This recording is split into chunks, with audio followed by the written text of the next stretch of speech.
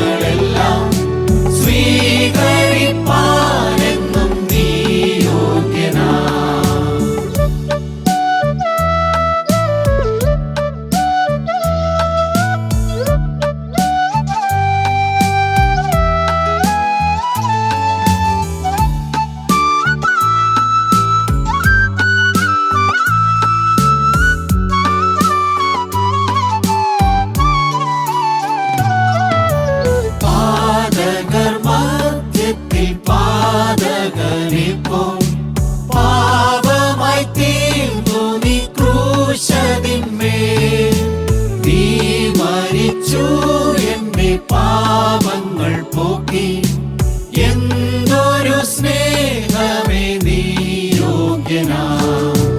നീ എന്നും യോഗ്യൻ, നീ എന്നും യോഗ്യൻ, ദൈവത്തിൻ കുഞ്ഞാടേ നീ യോഗ്യനാ. സ്തോത്രം സ്തുതി ബഹുമാനങ്ങളെല്ലാം സ്വീകരിപ്പാനെന്നും നീ യോഗ്യനാ. നീ എന്നും യോഗ്യൻ, നീ എന്നും യോഗ്യൻ, ദൈവത്തിൻ കുഞ്ഞാടേ നീ യോഗ്യനാ. സ്തോത്രം സ്തുതി ബഹുമാനങ്ങളെല്ലാം സ്വീകരിപ്പാനെന്നും നീ യോഗ്യനാ.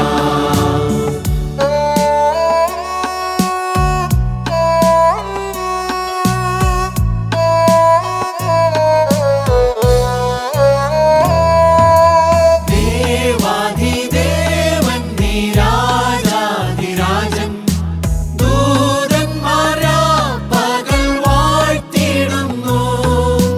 മണ്ണിലും വിണ്ണിലും ആരാധ്യനാം നീ, ഉന്നത നന്ദനൻ നീ യോഗ്യനാ. നീ എന്നും യോഗ്യൻ, നീ എന്നും യോഗ്യൻ, ദൈവത്തിൻ കുഞ്ഞാടേ നീ യോഗ്യനാ. സ്തോത്രം സ്തുതി ബഹുമാനങ്ങളെല്ലാം സ്വീകരിപ്പാനെന്നും നീ യോഗ്യനാ. നീ എന്നും യോഗ്യൻ, നീ എന്നും യോഗ്യൻ, ദൈവത്തിൻ കുഞ്ഞാടേ നീ യോഗ്യനാ. സ്തോത്രം സ്തുതി ബഹുമാനങ്ങളെല്ലാം സ്വീകരിപ്പാനെന്നും നീ യോഗ്യനാ. യേശുക്രിസ്തുവിൻ്റെ പരിശുദ്ധമായ നാമം മഹത്വപ്പെടുമാറാകട്ടെ. വിശുദ്ധ ലൂക്കോസിൻ്റെ സുവിശേഷം 4-ാം അധ്യായം 20-ാമത്തെ വാക്യം, അതിലൊരു അവസാന ഭാഗമുണ്ട്. ആ വാക്യത്തിലെ അതുമാത്രമാണ് നാം ഇപ്പോൾ വായിക്കുന്നത്. പള്ളിയിലുള്ള എല്ലാവരുടെയും കണ്ണ് അവങ്കൽ പതിഞ്ഞിരുന്നു. നമ്മുടെ കർത്താവായ യേശു ദേവാലയത്തിലേക്ക്, അവൻ്റെ ജന്മനാട്ടിലുള്ള ദേവാലയത്തിലേക്ക് ചെന്ന കാര്യമാണ് ഇവിടെ പറയുന്നത്. ആ ദേവാലയത്തിൽ മഹാപുരോഹിതനോ മറ്റ് പുരോഹിതന്മാരോ അനേകരുണ്ടായിരുന്നിരിക്കും, ശ്രേഷ്ഠരായ ആളുകൾ. അവിടെ യാഗങ്ങളോ അവിടെ ബലിപീഠങ്ങളോ ഒക്കെ ഉണ്ടായിരുന്നിരിക്കും. പക്ഷേ അന്ന് അവിടെ കൂടി വന്നിരുന്ന എല്ലാവരുടെയും കണ്ണ് യേശുവിങ്കൽ പതിഞ്ഞു. ദൈവത്തിന് സ്തോത്രം. ദൈവമക്കളെ, അതൊരു വലിയ ആഴമേറിയ ഒരാത്മീയ സത്യമാണ്. മനുഷ്യർ ഉയർത്തി കാണിക്കുന്നവരെ അല്ല നോക്കിയത്. അന്ന് അവരുടെ കണ്ണ് മനുഷ്യരിൽ നിന്ന് മാറി ദൈവത്തിങ്കലേക്ക് മാറിയെന്നാണ് ആ വാക്യത്തിൻ്റെ അർത്ഥം. എല്ലാവരുടെയും കണ്ണ് അവൻ്റെ മേലായി. എന്തുകൊണ്ടായിരിക്കും എല്ലാവരുടെയും കണ്ണ് യേശുവിൻ്റെ മേലാകാനുള്ളതായ കാരണം എന്തായിരിക്കും? അതിൻ്റെ കാരണം നാം ചിന്തിച്ചാൽ വേദപുസ്തകം നമ്മളെ പഠിപ്പിക്കുന്നുണ്ട്. കാരണം സ്വർഗത്തിൻ്റെ കണ്ണ് അവൻ്റെ മേലായിരുന്നു. പിതാവായ ദൈവത്തിൻ്റെ കണ്ണ് അവൻ്റെ മേലായിരുന്നു. യെശയ്യാ പ്രവാചകൻ പറയും, 53-ാം അധ്യായത്തിൻ്റെ 10-ാമത്തെ വാക്യത്തിൽ പറയും, എന്തുകൊണ്ടാണ് പിതാവായ ദൈവം അവനെ നോക്കിയത്? പിതാവായ ദൈവത്തിൻ്റെ കണ്ണ് അവൻ്റെ മേൽ വരുവാനുള്ള കാരണം എന്തായിരുന്നു? യെശയ്യാ 53:10. എന്നാൽ അവനെ തകർത്ത് കളവാൻ യഹോവയ്ക്ക് ഇഷ്ടം തോന്നി. അവനെ തകർത്ത് കളയണമെന്ന് ദൈവം നിശ്ചയിച്ചിരുന്നു. ആരെ? കർത്താവായ യേശുവിനെ. ഈ ഭൂമിയിലേക്ക് മനുഷ്യാവതാരം ചെയ്തവനായ ആ യേശുവിനെ തക്ക സമയത്ത് തകർത്ത് കളയണമെന്ന് പിതാവായ ദൈവം നിശ്ചയിച്ചിരുന്നു. നമുക്കറിയാം, നമ്മുടെ കർത്താവ് തൻ്റെ മരണത്തിൻ്റെ തലേ രാത്രി പിതാവായ ദൈവത്തോട് നിലവിളിച്ചു, പിതാവേ, കഴിയുമെങ്കിൽ ഈ പാനപാത്രം എങ്കിൽ നിന്ന് നീക്കണമേ എന്ന്. മരണമെന്ന പാനപാത്രം മാത്രമല്ല, മനുഷ്യജാതിയുടെ പാപം തൻ്റെ മേലാവുന്നതായ ആ അവസ്ഥ, താനൊരു പാപിയായിത്തീരുന്ന ഒരവസ്ഥ, പാപം അറിയാത്തവനായ യേശു, പാപം ചെയ്തിട്ടില്ലാത്തവനായ യേശു പാപിയായിത്തീരുന്ന ഒരവസ്ഥ, അതൊഴിവാക്കി തരണമെന്നാണ് കർത്താവായ യേശു പിതാവായ ദൈവത്തോട് പ്രാർത്ഥിച്ചത്. കാരണം പാപം ചെയ്താൽ താനും പിതാവുമായുള്ള ആ ബന്ധം മുറിഞ്ഞു പോകും, പിതാവിൻ്റെ മുഖം തനിക്ക് മറഞ്ഞു പോകുമെന്നുള്ളത് കൊണ്ട് കർത്താവെ, കഴിയുമെങ്കിൽ ഈ പാനപാത്രം പാപം ചുമക്കുക, ഒരു പാപിയായിത്തീരുക, ഉള്ളം കൊണ്ട് ഹൃദയത്തിൽ പാപമുള്ളവനായിത്തീരുക. അത് തന്നെത്താൻ ചെയ്ത പാപമല്ല, മറ്റുള്ളവരുടെ പാപം വഹിക്കേണ്ടി വരുന്ന ഒരു അവസ്ഥയാണ് കർത്താവ് കണ്ടത്. ആ അവസ്ഥ ഒന്ന് കഴിയുമെങ്കിൽ മാറ്റിത്തരണമെന്നാണ് കർത്താവായ യേശു പിതാവിനോട് ചോദിച്ചത്. അപ്പോസ്തല പ്രവൃത്തികളുടെ പുസ്തകം 2-ാം അധ്യായത്തിൻ്റെ 23-ാമത്തെ വാക്യത്തിൽ അപ്പോസ്തലനായ പത്രോസ് ഇപ്രകാരം പറയുന്നുണ്ട്. 2:23. ദൈവം നിങ്ങൾക്ക് കാണിച്ചു തന്ന പുരുഷനായി നസ്രായനായ യേശുവിനെ ദൈവം തന്നെ സ്ഥിരനിർണയത്താലും മുന്നറിവിനാലും ഏൽപ്പിച്ചിട്ട് നിങ്ങൾ അവനെ അധർമ്മികളുടെ കയ്യാൽ തർപ്പിച്ചു കൊന്നു. ദൈവം നിങ്ങൾക്ക് കാണിച്ചു തന്ന പുരുഷൻ, നിങ്ങൾ നോക്കേണ്ടതായ ഒരുത്തനെ ദൈവം നിങ്ങൾക്ക് കാണിച്ചു തന്നു. നിങ്ങൾ ആശ്രയിക്കേണ്ടതായ ഒരുത്തനെ ദൈവം നിങ്ങൾക്ക് കാണിച്ചു തന്നു. നിങ്ങൾ നോക്കേണ്ടതായ ഒരു പുരുഷനെ, അഥവാ കർത്താവായ യേശുവിനെ നിങ്ങൾ നോക്കുവാനും നോക്കി രക്ഷ പ്രാപിക്കാനും നോക്കി പാപമോചനം പ്രാപിക്കാനും ദൈവം കാണിച്ചു തന്ന പുരുഷനാണ് കർത്താവായ യേശു. പക്ഷേ അവനെ നിങ്ങൾ അധർമ്മികളുടെ കയ്യാൽ തറച്ചു കൊന്നു. നമുക്കറിയാം, അന്നത്തെ മഹാപുരോഹിതനായ കയ്യാഫാവ് പറഞ്ഞു, എല്ലാവർക്കും വേണ്ടി ഒരുവൻ മരിക്കുന്നത് നല്ലതാണെന്ന്. എന്തായിരുന്നു കയ്യാഫാവ് ഉദ്ദേശിച്ചത്? എല്ലാവർക്കും വേണ്ടി, എല്ലാവരും പള്ളിയുടെ അടിമത്തത്തിലും ആ പാരമ്പര്യത്തിൻ്റെ അടിമത്തത്തിലും ആ കർമ്മപരിപാടിയുടെ ദേവാലയത്തിൽ നടക്കുന്ന കർമ്മങ്ങളുടെയും ആചാരങ്ങളുടെയും അടിമത്തത്തിൽ കിടക്കുന്നതിന് വേണ്ടി, അതിനുവേണ്ടി, എല്ലാവർക്കും വേണ്ടി എന്ന് പറഞ്ഞാൽ എല്ലാവരും ആ ആചാര വഴിയിലും അനുഷ്ഠാന വഴിയിലും അർത്ഥമറിയാത്ത ആത്മീയത്തിലും ബന്ധനത്തിലായി കിടക്കുന്നതിന് പകരമായിട്ട് യേശുവിനെ, അതിനു വേണ്ടി യേശുവിനെ കൊന്നുകളയുക. അതായിരുന്നു കയ്യാഫാവിൻ്റെ ഉള്ളിലുള്ളതായ ഉദ്ദേശം. പക്ഷേ ദൈവത്തിൻ്റെ ഒരു പ്രവചനപരവുമായിരുന്നു അത്. എല്ലാവർക്കും വേണ്ടി ഒരുവൻ മരിക്കുക, അഥവാ എല്ലാവരുടെയും പാപം വഹിച്ചുകൊണ്ട് ഒരുവൻ മരിക്കണം എന്നുള്ളതായിരുന്നു ദൈവത്തിൻ്റെ ഉദ്ദേശം, ദൈവത്തിൻ്റെ വഴിയതായിരുന്നു. പ്രിയപ്പെട്ടവരെ, അങ്ങനെ ദൈവം ആശ വച്ചവനാണ് യേശു. അതുകൊണ്ടാണ് എല്ലാവരുടെയും കണ്ണ് അവൻ്റെ മേലെ പതിയുവാനായിട്ട് ഇടവന്നത്. യോഹന്നാന്റെ സുവിശേഷം 3-ാം അധ്യായം 16-ാമത്തെ വാക്യം നമുക്ക് വായിക്കാം. തൻ്റെ ഏകജാതനായ പുത്രൻ വിശ്വസിക്കുന്ന ഏവനും നശിച്ചു പോകാതെ നിത്യജീവൻ പ്രാപിക്കേണ്ടതിന് ദൈവം അവനെ നൽകുവാൻ തക്കവണ്ണം ലോകത്തെ സ്നേഹിച്ചു. അവനെ നൽകുവാനായിട്ട് ദൈവം തീരുമാനിച്ചിരുന്നു. സ്വർഗീയ പിതാവ് കർത്താവായ യേശുവിനെ നൽകുവാനായിട്ട് തീരുമാനിച്ചിരുന്നു. തൻ്റെ ഏകജാതനായ പുത്രനിൽ വിശ്വസിക്കുന്ന ഏവനും നശിച്ചു പോകാതെ നിത്യജീവൻ പ്രാപിക്കേണ്ടതിന് അവനെ നൽകുവാനായിട്ട് ദൈവം സ്നേഹിച്ചു, അഥവാ നൽകുവാൻ ദൈവം തീരുമാനിച്ചിരുന്നു. റോമർക്ക് എഴുതിയ ലേഖനം 8-ാം അധ്യായം 32-ാമത്തെ വാക്യം നാം വായിക്കുമ്പോൾ, റോമർ 8:32, അവിടെ നാം എന്താണ് വായിക്കുന്നത്?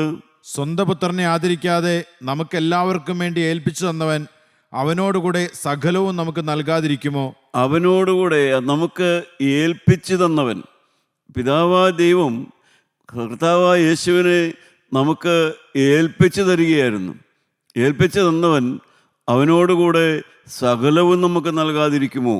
എന്തെല്ലാമാണ് ആ സകലവുമെന്ന് പറയുന്നത്?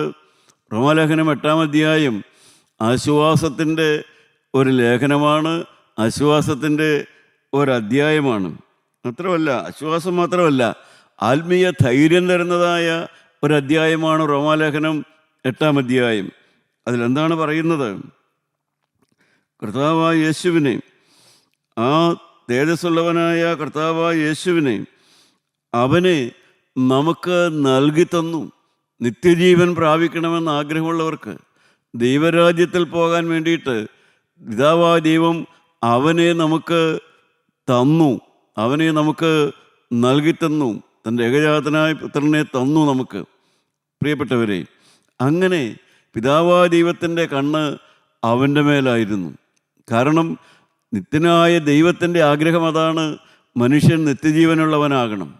മനുഷ്യൻ പാപത്തിൻ്റെ ചെളിക്കുഴിയിൽ നിന്ന് കയറി അവൻ വിശുദ്ധനാകണം. അവൻ ജീവനുള്ള ദൈവത്തെപ്പോലെ ഹൃദയം കൊണ്ട് സമാധാനമുള്ളവനും സന്തോഷമുള്ളവനും അവൻ വിശുദ്ധനുമായി മാറണം. അതിനെന്താണ് വേണ്ടത്? അതാണ് സ്വർഗം പ്ലാൻ ചെയ്ത് വരികയായിരുന്നു. അങ്ങനെയാണ് യേശുവിൻ്റെ മനുഷ്യാവതാരം എന്ന് പറയുന്നത് തന്നെ. ആ ഭൂമിയിൽ ജീവിക്കാൻ ഇടവന്ന കർത്താവായ യേശുവിൻ്റെ മേൽ പിതാവിൻ്റെ കണ്ണിരിക്കുകയായിരുന്നു. നാം വായിച്ചല്ലോ യോഹന്നാൻ 3:16.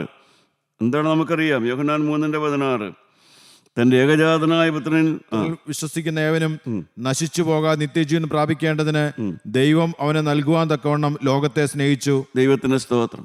റോമാലേഖനത്തിൽ പറഞ്ഞു, അവന് തന്നത് എന്തിനു വേണ്ടിയിട്ടാണ്?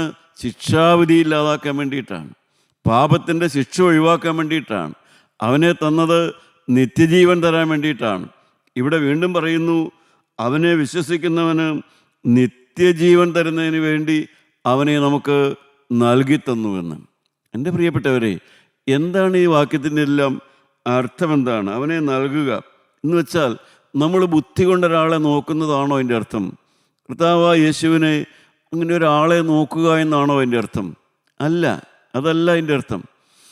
പിതൃസർപ്പത്തെ നോക്കാൻ പറഞ്ഞു, ആ പിതൃസർപ്പത്തെ ഒന്ന് നോക്കുക, അതല്ല അതിൻ്റെ അർത്ഥം. അതിൻ്റെ അർത്ഥം മനസ്സിലാകണമെങ്കിൽ നമുക്ക് ഏറ്റവും പരിചയമുള്ളതായ നമ്മുടെ എല്ലാം വിവാഹ ജീവിതത്തിലേക്ക് വരിക. വിവാഹത്തിൻ്റെ സമയത്ത് എന്താണ് നടക്കുക?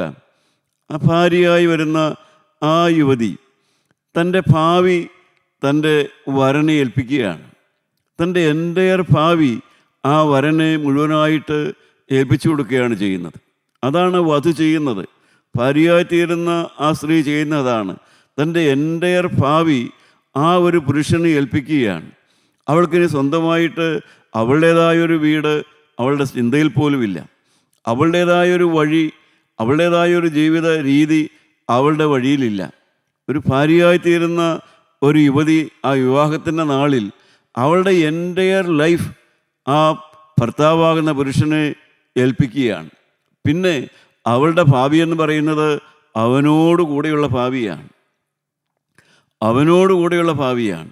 അവളുടെ വീടെന്ന് പറയുന്നത് അവനോടുകൂടെ വസിക്കുന്ന വീടാണ് അവളുടെ വീട്. അവളുടെ ആഗ്രഹം എന്ന് പറയുന്നത് അവനെ സന്തോഷിപ്പിച്ച്, അവനിൽ നിന്ന് സന്തോഷം പ്രാപിച്ച്, അവനെ സ്നേഹിച്ച് ആ സ്നേഹത്തിൽ പോകുക എന്നുള്ളതാണ് ഒരു വിവാഹം കഴിക്കാൻ പോകുന്ന ഒരു യുവതിയുടെ ആഗ്രഹം. അതുപോലെ തന്നെയാണ് അവനെ നോക്കുക എന്നെല്ലാം പറഞ്ഞാൽ, അവനെ നൽകി എന്നെല്ലാം പറഞ്ഞാൽ അതിൻ്റെ അർത്ഥമാണ് നമ്മുടെ എൻ്റയർ ഭാവി, നമ്മുടെ മുഴുവനുമായ ജീവിതം കർത്താവായ യേശുവിനെ ഏൽപ്പിക്കുക. ഇനി യേശുവിനെ കൂടാതെയുള്ളതായ ഒരു ഭാവിയെക്കുറിച്ച് ചിന്തിക്കുന്നില്ല, ഒരു പ്ലാനും പദ്ധതിയുമില്ല. യേശുവിനെ കൂടാതെയുള്ളതായ ഒരു ദിവസം പോയിട്ട്, ഒരു മണിക്കൂർ പോയിട്ട്, ഒരു നിമിഷം പോലും യേശുവിനെ കൂടാതെ ഇല്ല. ഇനി ജീവിതം യേശുവിനോട് കൂടെ എന്നുള്ളതായ ജീവിതത്തിൻ്റെ മുഴുവൻ ഉത്തരവാദിത്വവും, ജീവിതത്തിൻ്റെ സന്തോഷവും, ജീവിതത്തിൻ്റെ പ്രമോദവും, ജീവിതത്തിൻ്റെ എല്ലാമായിട്ട് യേശുവിനെ സ്വീകരിക്കുക, യേശു ആയിത്തീരുക. ഏതാണ് ആ വാക്യത്തിൻ്റെ എല്ലാ അർത്ഥം?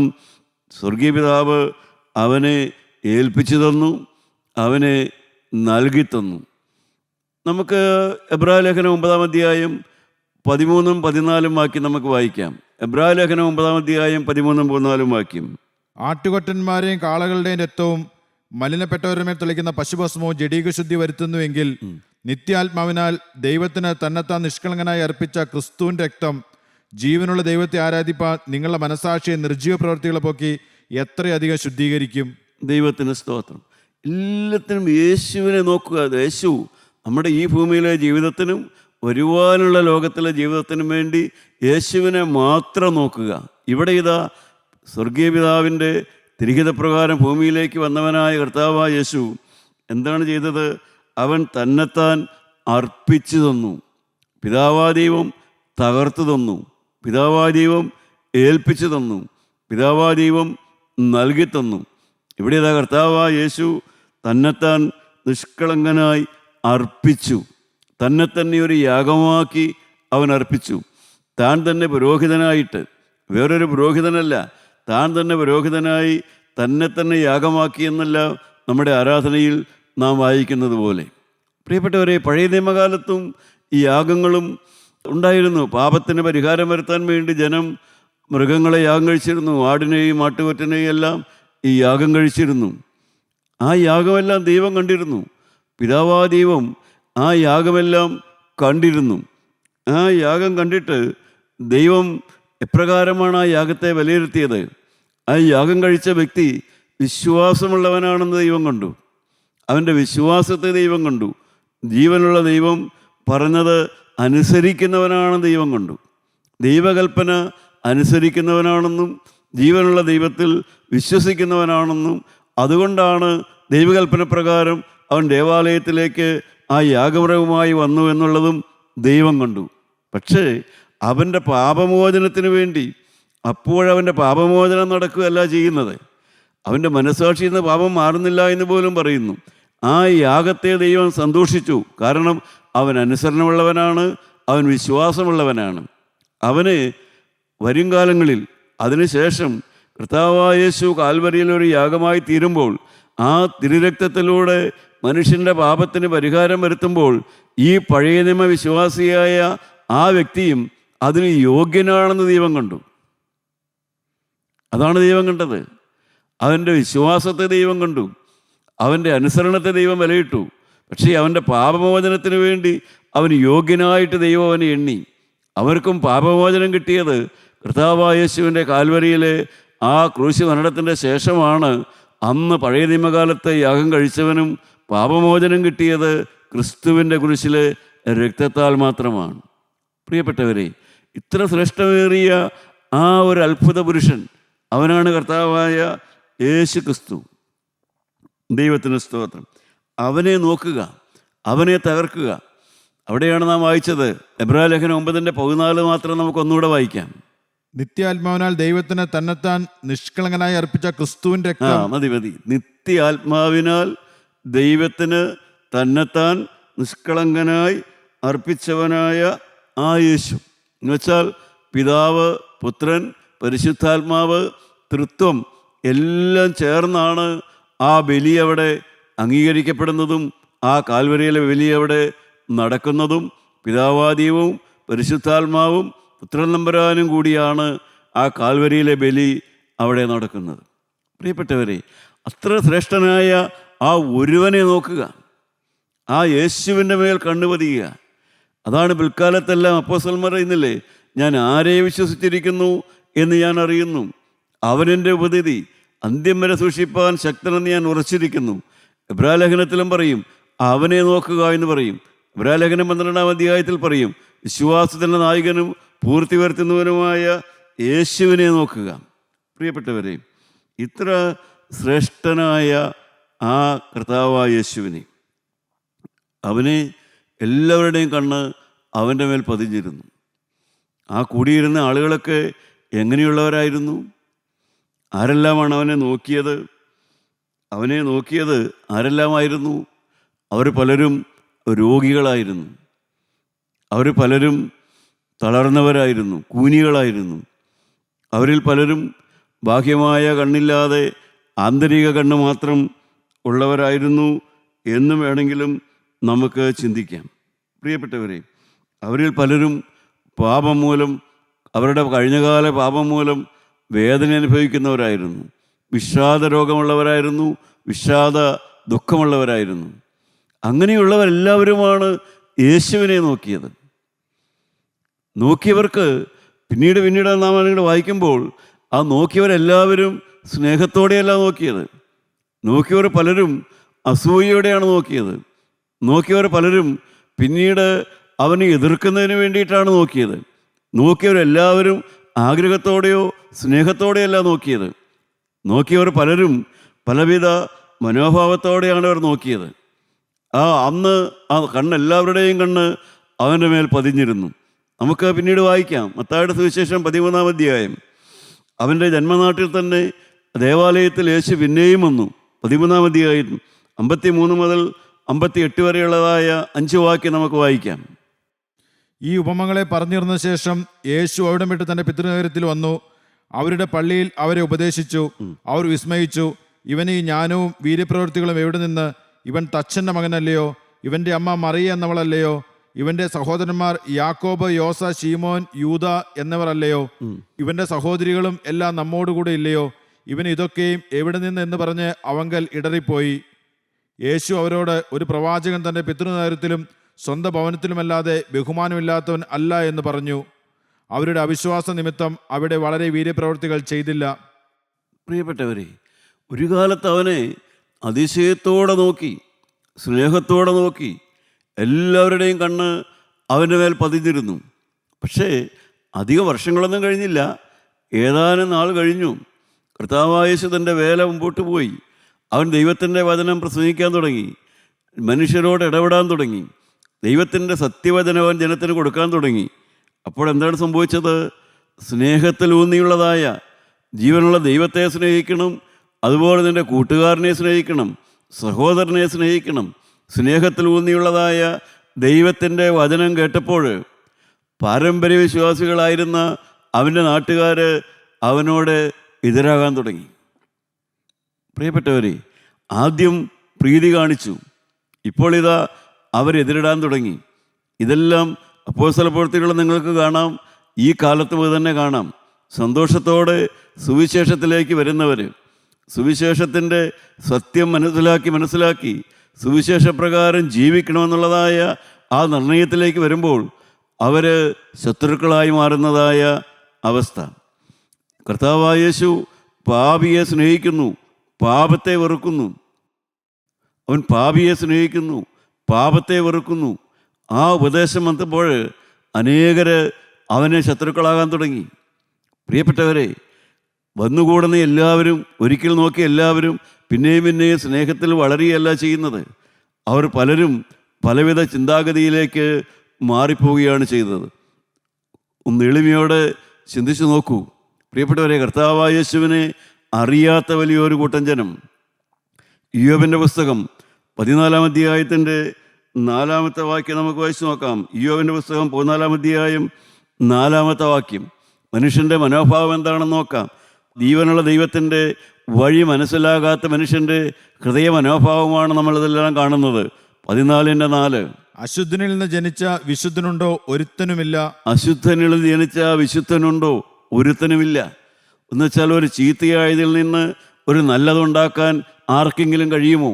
ചെളിയിൽ നിന്ന് താമരയുണ്ടാക്കി അത് പ്രകൃതിയുടെ ആ ഏറ്റവും മനോഹരമായൊരു കാഴ്ചയാണത്. അതുപോലെ തന്നെ അശുദ്ധനായൊരു മനുഷ്യനെ വിശുദ്ധനാക്കാൻ ആർക്കെങ്കിലും കഴിയുമോ? ഇയ്യോബാണ് ചോദിക്കുന്നത്. ചെളി പുരണ്ട ഒരു മനുഷ്യനെ ഒരു വിശുദ്ധനാക്കാൻ, പാപം ചെയ്ത് ശീലിച്ച ഒരു മനുഷ്യനെ വിശുദ്ധനാക്കാൻ ആർക്കാണ് കഴിയുക? കഴിയില്ല എന്നുള്ളതായ ആ ചിന്താഗതിയുള്ള കാലമാണ്, ആ മനോഭാവത്തിൽ ജീവിക്കുന്ന കാലത്താണ് കർത്താവായ യേശു വന്നത്. കർത്താവായ യേശു പഠിപ്പിച്ചു, എൻ്റെ അടുക്കൽ വരുന്നവൻ അവൻ്റെ പാപത്തിന് മോചനം കിട്ട്, അവൻ ആശ്വാസം കിട്ടും, അവൻ പാപം കൂടാതെ ജീവിക്കുന്നവനാകുമെന്നുള്ളതായ ആ സ്നേഹിക്കുന്നവനാകുമെന്നുള്ളതായ ആ സ്നേഹത്തിൻ്റെ സന്ദേശം ഇയ്യോബ് കാലത്ത് പറയുന്നുണ്ട്. അതിൻ്റെ 22-ാം അധ്യായം അതിൽ ഇയ്യോബ് പറയും, സർവശക്തങ്ങളിലേക്ക് തിരിഞ്ഞാൽ നീ അഭിവൃദ്ധി പ്രാപിക്കുമെന്ന്. പ്രിയപ്പെട്ടവരെ, അവനെ നോക്കാൻ പഠിക്കണം. അവനിലേക്ക് തിരിഞ്ഞാലേ നിനക്ക് അഭിവൃദ്ധി ഉണ്ടാകുകയുള്ളൂ. സാമ്പത്തിക അഭിവൃദ്ധിയുടെ കാര്യം മാത്രമല്ല പറയുന്നത് അവിടെ നിൻ്റെ ആരോഗ്യരഹസ്യം പോലും, നിൻ്റെ മജ്ജയിലെ ആ രക്തത്തിൻ്റെ ആ അളവ് പോലും വർദ്ധിക്കുന്നത് നീ ക്രിസ്തുവിലേക്ക് നോക്കുമ്പോഴാണെന്ന് സദൃശവാക്യം 3:8 പറയും. സദൃശവാക്യം 3-ാം അധ്യായത്തിൻ്റെ 8-ാം വാക്യത്തിൽ പറയും. നമുക്ക് ആ വാക്യം ഇവിടുന്ന് വായിച്ചു കേൾക്കാം. മനസ്സിലാക്കേണ്ടതാണിതെല്ലാം. ദൈവത്തിൻ്റെ വചനം മനോഹരമാണ്. അതിലടങ്ങിയിരിക്കുന്ന രഹസ്യങ്ങൾ അതീവ രഹസ്യങ്ങളാണ്. അതറിഞ്ഞാൽ നിങ്ങൾ ഈ വചനത്തിൽ ആശ്രയിക്കും. അതറിഞ്ഞാൽ നിങ്ങൾ ഈ ക്രിസ്തുവിനെ സ്നേഹിക്കും. സദൃശവാക്യം 3:8 വായിക്കാം. അത് നിന്റെ നാഭിക്ക് ആരോഗ്യവും അസ്ഥികൾക്ക് തണുപ്പുമായിരിക്കും. നാഭിക്ക് ആരോഗ്യം, യുവർ നെർവസ് സിസ്റ്റം മാറും. കർത്താവായ യേശുവിനെ നോക്കുന്നവൻ്റെ, ക്രൂശിലേക്ക് തിരിയുന്നവൻ്റെ, അവൻ്റെ രക്തത്തിൽ ആശ്രയിച്ച് പാപമോചനം പ്രാപിക്കുന്നവൻ്റെ നെർവസ് സിസ്റ്റം പോലും മാറും. നാഭിക്ക് ആരോഗ്യം, അവൻ്റെ അസ്ഥികൾക്ക് തണുപ്പ് എന്ന് പറഞ്ഞാൽ അവൻ്റെ ശരീരത്തിൻ്റെ ആ പ്രവർത്തനം തന്നെ മാറും. അവൻ്റെ ഉത്സാഹം മാറും, അവൻ്റെ ബലം മാറും, അവൻ്റെ ബലം വർദ്ധിക്കും. അവൻ എല്ലാ തരത്തിലും അഭിവൃദ്ധിയുള്ളവനാകും. പുറമേയുള്ളതായ കുറേ പണത്തിൻ്റെ അഭിവൃദ്ധി മാത്രമല്ല, അവൻ്റെ വ്യക്തിത്വം മാറും, അവൻ്റെ ഹൃദയം വിശുദ്ധമാകും, അശുദ്ധനിൽ നിന്ന് വിശുദ്ധനുണ്ടായി വരും. പ്രിയപ്പെട്ടവരെ, ഇതെല്ലാം അവനെ നോക്കുന്നവൻ്റെ അതേ അനുഭവം തന്നെയാണ്. ആ കർത്താവായ യേശു എന്നാൽ അവനും നോക്കി. ആ ദേവാലയത്തിൽ വന്ന അനേകരെ യേശു നോക്കി. കർത്താവായ യേശു നോക്കി. അവിടെ ചില്ലിക്കാശിട്ടിട്ട് പോകുന്ന ആ വിധവയെ അവൻ കണ്ടു. ഒരു മഹോദര രോഗമുള്ളവൻ വന്നിരിക്കുന്നു, അവനെ യേശു കണ്ടു. ഒരു കൂനി വന്നിരിക്കുന്നു, ആ കൂനിയായ സ്ത്രീയെ യേശു കണ്ടു. പ്രിയപ്പെട്ടവരെ, ആ നല്ലവനായ യേശു അവനും നോക്കുന്നവനാണ്. അവനും ആശയറ്റവരെ കണ്ടു. ജീവിതത്തിൽ ഇനി പ്രതീക്ഷയില്ല, ഇനി പ്രത്യാശയില്ല, ഇനി മുന്നോട്ടൊരു ഗതിയില്ല എന്നുള്ളതായ ആശയറ്റവരനേകർ ആ ദേവാലയത്തിലുണ്ടായിരുന്നു. ഇക്കാലത്തും അങ്ങനെ തന്നെ ദേവാലയങ്ങളിൽ വരുന്ന എത്രയോ പേര് ആശയറ്റവരാണ്, ഭാവിയില്ല ചിന്തിക്കുന്നവരാണ്. ഇനി എനിക്കൊരു ഗതിയില്ല, ഇനി എനിക്കൊരു ഉയർച്ചയില്ല, ഇനി എനിക്കൊരു സമാധാനകാലമില്ല, ഇനി എനിക്കൊരു വിശുദ്ധീകരണമില്ല, എൻ്റെ ഭാവി തീർന്നു എന്നുള്ളതായ നിരാശയോടെ എത്രയോ പേർ ദേവാലയങ്ങളിൽ വരുന്നു, പ്രാർത്ഥനയോഗത്തിന് വരുന്നു. ഈ തിരുവചനം കേൾക്കുന്ന നിങ്ങളും അനേകരും ഇനിയൊരു ഭാവിയില്ല എന്ന് കരുതി തന്നെ ഹൃദയത്തിൽ നിശ്ചയിച്ചുകൊണ്ടാണ് പല ആരാധനാ കേന്ദ്രങ്ങളിലും പോകുന്നത്, വചനം കേൾക്കാനും പോകുന്നത്. ആരാധനയ്ക്ക് പോകുമ്പോഴും ഒരു ഭാവിയെക്കുറിച്ചുള്ളതായ ഒരു ചിന്തയില്ല എന്നുള്ളതാണ് സത്യം. എന്നാൽ ആ നല്ലവനായ ആ കർത്താവായ യേശു ക്രിസ്തു അവനെ നോക്കിയവർക്ക്, അവനെ വിശ്വസിച്ചവർക്ക് അവൻ ഭാവി ഉണ്ടാക്കി കൊടുത്തു. അവനെ നോക്കിയവർ, അവനെ ആശ്രയിച്ചവർക്ക് അവൻ ഭാവി ഉണ്ടാക്കി കൊടുത്തു. അവരുടെ സമാധാനം വലുതുമായിരുന്നു. പ്രിയപ്പെട്ട ദൈവവേദലേ, നിൻ്റെ ജീവിതത്തെക്കുറിച്ച് നീ എപ്രകാരമാണ് വിലയിരുത്തുന്നത്? നിൻ്റെ പാപവഴികളോട് യാത്ര പറയാൻ നിനക്ക് മനസ്സാണോ? പാപം കൂടാതെ ഒരു ജീവിതത്തിന് ക്രിസ്തുവിനെ നോക്കാൻ നിനക്ക് താല്പര്യമുണ്ടോ? നമ്മുടെ കണ്ണുകളടച്ച് നമുക്കൊന്ന് നോക്കാം. നീ ആരെയാണ് ഇതുവരെ നോക്കിയത്?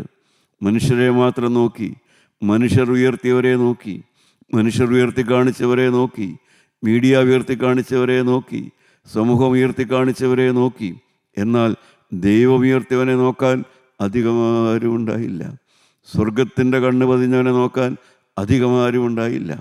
ദൈവമക്കളെ, അതിനാൾക്കൂട്ടം കുറവാണ്. സ്വർഗം ഉയർത്തിയവനെ നോക്കാൻ ആൾക്കൂട്ടമില്ല.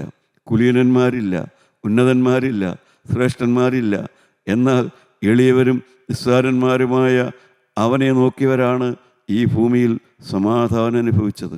അതിലൊരാളാകാൻ നിനക്ക് താല്പര്യമുണ്ടോ? ആ കർത്താവിനെ നോക്കി ഉയർച്ച പ്രാപിക്കാൻ, ശുദ്ധി പ്രാപിക്കാൻ, നിൻ്റെ നരിയാണികൾ ഉയരുവാൻ, നിൻ്റെ നാഡീ ഞരമ്പുകൾക്ക് ശക്തി പ്രാപിക്കുവാൻ, ആത്മാവിൽ ബലപ്പെട്ട് ജീവിക്കാൻ നിനക്ക് മനസ്സാണോ സഹോദര? ഒരു ഭാര്യ ഭർത്താവിനെ ജീവിതം ഏൽപ്പിക്കുന്നത് പോലെ നിൻ്റെ ജീവിതം യേശുവിനെ ഏൽപ്പിക്കാൻ നിനക്ക് മനസ്സാണോ? നമുക്ക് പറയാം, കർത്താവായ യേശുവേ, എൻ്റെ കുടുംബത്തിൽ ഇതെല്ലാം ഞാൻ കണ്ടിട്ടുണ്ട്, പക്ഷേ അങ്ങനെയുള്ള ഭാര്യയെ ഞാൻ സ്നേഹിച്ചിട്ടില്ല. എന്നെ ജീവിതം ഏൽപ്പിച്ച എൻ്റെ ഭാര്യയെ ഞാൻ സ്നേഹിച്ചിട്ടില്ല. എനിക്ക് ഞാൻ ജീവിക്കാൻ തീരുമാനിച്ച ഭർത്താവിനോട് ഞാൻ വേണ്ടതുപോലെ സ്നേഹത്തോടെ ഇടപെട്ടിട്ടില്ല. കർത്താവേ, ഞാനിതാ നിൻ്റെ ക്രൂശിലേക്ക് വരികയാണ്. എന്നെ സഹായിക്കണം, എന്നെ ശുദ്ധീകരിക്കണം, എന്നെ കഴുകണം, എൻ്റെ കുടുംബജീവിതം മധുരമാക്കണം, സമാധാനകാലങ്ങൾ എനിക്ക് തരണം. ഞാൻ ക്രൂശിലേക്ക് നോക്കുന്നു. കർത്താവേ, എൻ്റെ ഭാവി നിന്നെ ഏൽപ്പിക്കുന്നു, എൻ്റെ ആത്മാവിനെ നിന്നെ ഏൽപ്പിക്കുന്നു. യേശു മൂലം പ്രാർത്ഥിക്കുന്നു. കൃപയോട് കേട്ട് ഉത്തരം തരുമാറാകണമേ. ആമീൻ.